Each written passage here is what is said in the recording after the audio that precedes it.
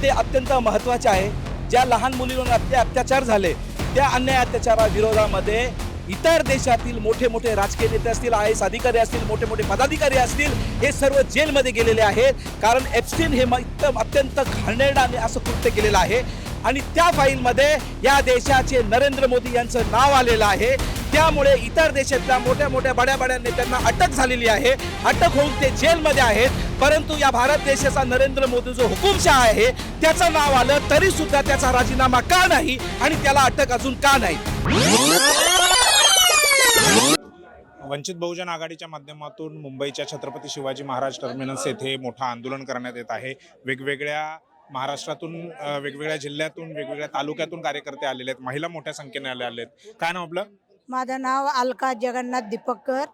मी मुंबई चेंबूर येथून आलेली आहे। मला मनापासून वाटत आहे की हे मोदी सरकार या देशाला निश्चितच बरबाद करून सोडेल आणि सोडलेलं आहे। आज जो अमेरिकेसोबत करार होणार आहे त्या करारानुसार आपण सगळे भारतीय हे अमेरिकेच्या ताब्यात जाणार आहोत। म्हणजे पूर्वीची जी इंग्रजांची गुलामी होती ती आपल्याला परत येणार आहे। म्हणून आम्ही या मोदी सरकारचा सर्व भारतीयांच्या वतीने जाहीर निषेध करतो। कारण जर यावेळेस आपण सावध नाही राहिलो तर आपण पुन्हा एकदा गुलामीच्या कचाट्यात जाणार आहोत आणि आम्हाला जर गुलाम व्हायचं नसेल तर निश्चितच आम्हाला बाळासाहेब आंबेडकरांचे हात मजबूत करावे लागणार आहे। आज आपण बघतो की देशामध्ये अनेक ठिकाणी जे जातीयवादी अत्याचार होत आहे तिथे कुणीही माईचा लाल या ठिकाणी धावून जात नाही। फक्त आणि फक्त बाळासाहेब आंबेडकर हे आमचे आदरस्थान आहेत आणि तेच आमच्या अत्याचाराला वाचा फोडत आहेत। आणि म्हणून मी सर्व भारतीयांना असे आवाहन करू इच्छिते की आपण फक्त आणि फक्त बाळासाहेबांच्या पाठीमागे राहावं।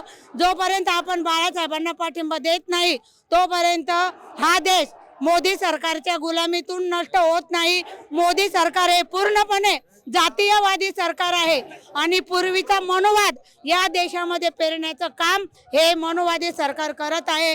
म्हणून मी माझ्या भारतीय आया बहिणींना अशी विनंती करते की आपण मोदी सरकारचा निषेध तर करणारच आहोत।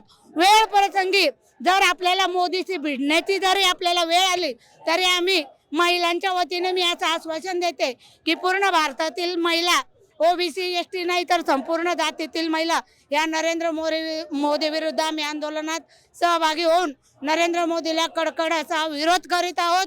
आणि मोदी सरकारने अमेरिकेत सोबत जो करारनामा घातलेला आहे तो त्वरित रद्द करावा अशी मी सर्व महिलांच्या वतीने या ठिकाणी मागणी करत आहे।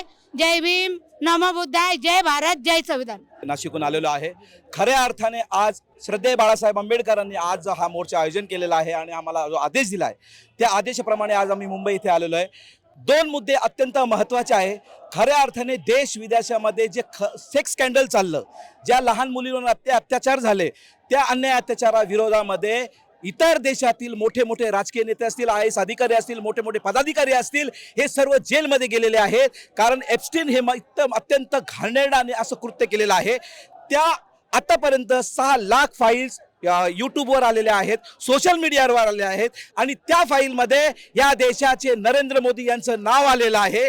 त्यामुळे इतर देशातल्या मोठ्या मोठ्या बड्या नेत्यांना अटक झालेली आहे। अटक होऊन ते जेलमध्ये आहेत। परंतु या भारत देशाचा नरेंद्र मोदी जो हुकुमशाह आहे त्याचं नाव आलं तरी सुद्धा त्याचा राजीनामा का नाही आणि त्याला अटक अजून का नाही? दुसरी अत्यंत महत्त्वाची गोष्ट की नरेंद्र मोदी कुणाच्या दबावाखाली काम करतायत? जो करार झालेला आहे त्या एप्स्टीन फाईलमध्ये नरेंद्र मोदीचं नाव आल्यामुळे अमेरिकेच्या ट्रम्पने नरेंद्र मोदीवर दबाव टाकलेला आहे का आणि त्या दबावाखाली हा करार झालेला आहे का? ज्या अर्थाने आपल्याला इंधन इतर देशामधून स्वस्त दरात मिळत होतं परंतु महाग दरामध्ये अमेरिकेशी करार करून त्यांनी हा करार का मंजूर केला आणि हा करार भारत देशावर का लादला आणि हा भारत देश का पुन्हा गुलामगिरीकडे न्यायचा आहे का? हा आमचा सगळा प्रश्न आहे।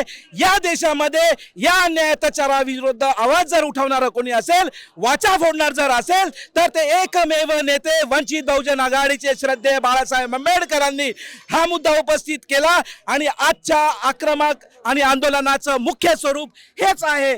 त्यामुळे आज तमाम महाराष्ट्रातून वंचित बहुजन आघाडीचे पदाधिकारी, कार्यकर्ते, भीमसंख्य सर्व इथे मोठ्या संख्येने आंदोलन आपण इथे गृहीत धरून आपण पुकारण्यात आलेलं आहे.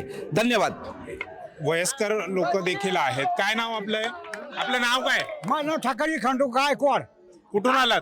तालुका वेल्हे, जिल्हा पुणे. इथून पुण्यातून मी आलो. बर, काय किती वय आहे तुमचं? आमचं वय 80 वय आहे. कशासाठी आलात? आता 80 वय, उन्हाचे दिवस आहेत, घरी बसायचं, इथं कशाला आलात? बाळासाहेबांचा आज कार्यक्रम ठेवला होता आणि या मोदींनी राजीनामा द्यावा म्हणून त्या संदर्भामध्ये आम्ही इथं आज जनता इथं जमलेली आहे. अजून या सरकारने जनरक्षक कायदा केलेला आहे.